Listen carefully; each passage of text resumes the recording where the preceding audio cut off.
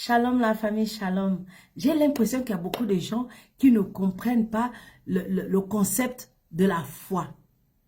Il y a beaucoup de gens qui ne comprennent pas le concept de la foi.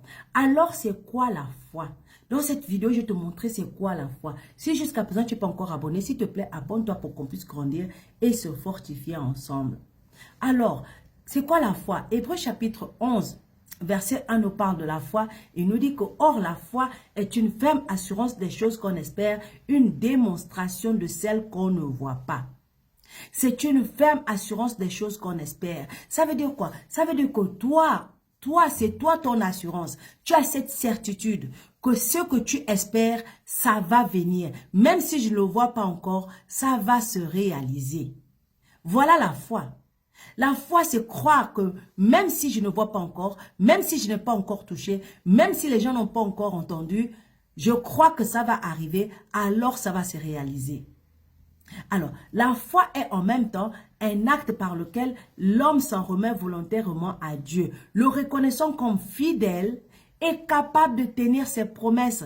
Quand tu sais que Dieu est fidèle, tu sais que Dieu t'aime, tu sais que Dieu est puissant, tu sais qu'il n'y a rien, si Dieu est avec toi, qui peut être contre toi? Quand tu as toutes ces vérités-là en toi, donc tu sais que tu peux compter sur lui. Donc la foi aussi, c'est cette confiance-là qu'on met entièrement sur Dieu. On met entièrement sur ses promesses, on met entièrement sur sa capacité de résoudre nos problèmes, sa capacité de nous guérir, sa capacité de nous restaurer, sa capacité de nous délivrer, sa capacité de combattre pour nous, sa capacité d'ouvrir les portes pour nous, sa capacité pour nous accélérer, sa capacité de faire au-delà de tout ce que nous pouvons penser ou imaginer.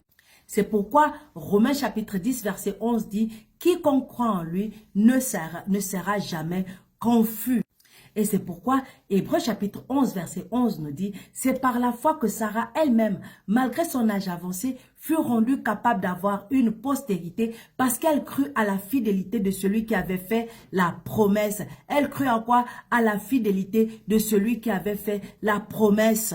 Alors, le sens littéral du verbe grec traduit par croire ou avoir la foi est adhérer à, mettre sa confiance, se confier. L'Ancien Testament utilise le plus souvent l'expression hébraïque se confier.